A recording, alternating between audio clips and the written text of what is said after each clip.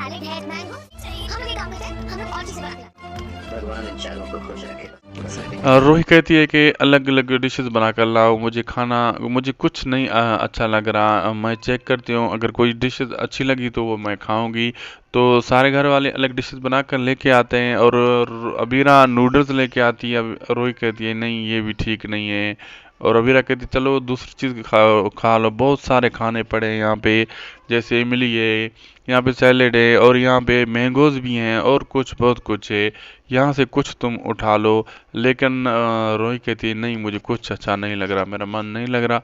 और सभी घर वाले देखते हैं ये फनी कॉमेडी मूड, खुश होते हैं, और इनको नानू दुआएं भी देते हैं, कहते हैं कभी इनकी चारों की ज़िंदगी में दिक्कत ना आए। हर वक्त ये चारों ठीक ठाक रहें, खुश रहें, आपस में मिलजुल कर रहें।